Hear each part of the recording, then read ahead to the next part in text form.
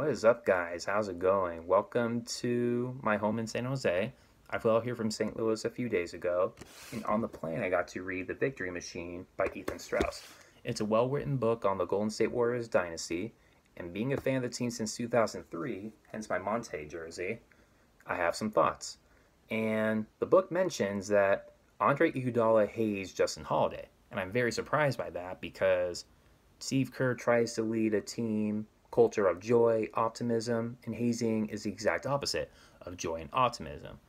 So Iggy is lucky that the Warriors locker room was accepting of his antics because Iggy's legacy really improved as a Warrior, hence his 14-15 Finals MVP and his 2 additional rings from 16-17 and 17-18. So if the Warriors locker room did not accept Iggy's antics, that could have changed the course of the dynasty for the worse. And fortunately, it did not. Another point that was mentioned throughout the book was the NBA draft in 2012. Their executive at the time, Jerry West, had some thoughts. For instance, Harrison Barnes had poor footwork.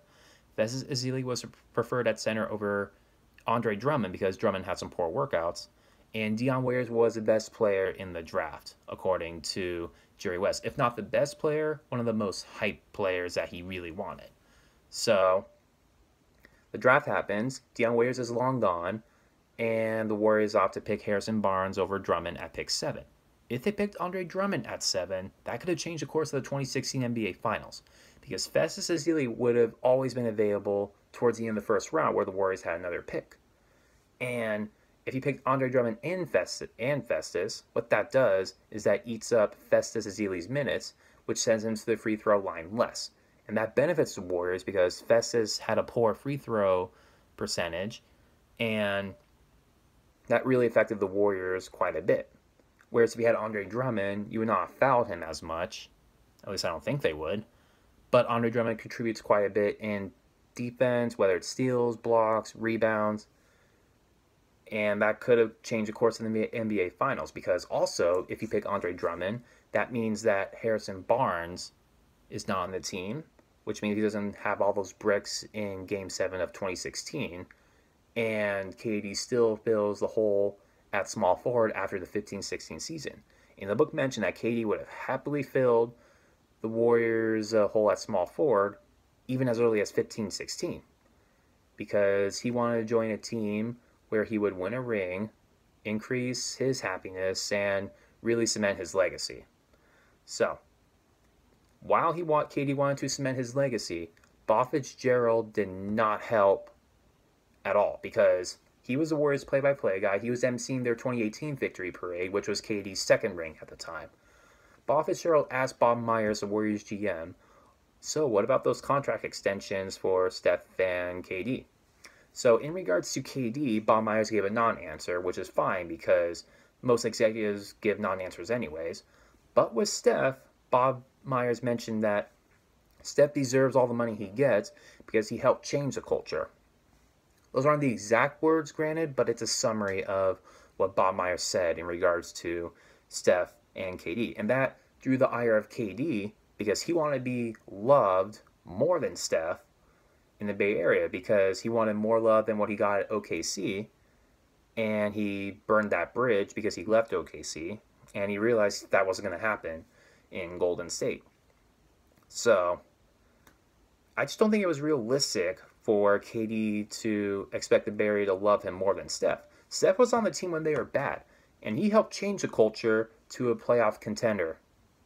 At least a playoff contender, you know? Whereas KD joined what Steph built. So, Steph being loyal when the team was bad was always going to gain more respect out of the Bay Area fans than KD, while he's a great player, just joining because he wanted to win some rings. So it was never a guarantee for KD to be more loved in the Bay than Steph. And KD also wanted to be seen as the greatest ball player of all time, or at least the greatest ball player in his era. That also wasn't going to happen because KD joined a team that had 3 other All-Stars to win a championship instead of 1 other All-Star, which is what he had with OKC. He advanced 1 round in the Western Conference because he joined the Warriors, instead of the Western Conference Finals when he was with OKC. That was never going to put him above LeBron. So he had some unrealistic expectations for the Warriors, in addition to cementing his legacy with 2 rings as a Warrior.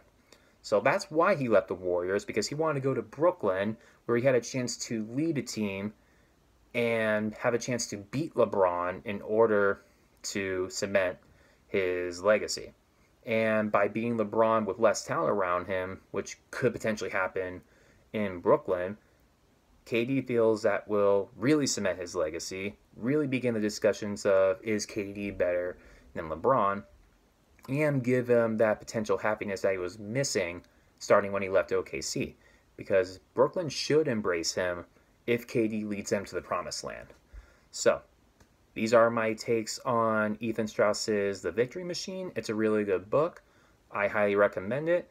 And if you agree or disagree with what I mentioned in regards to what Ethan said, you can comment on the video below. I'm happy to discuss. And I'm a Warrior fan for life, even though they were terrible this past year. I know they have a championship culture. I know they are trying their best to build a winning team. And I am very excited for what's to come in the future. Go Dubs.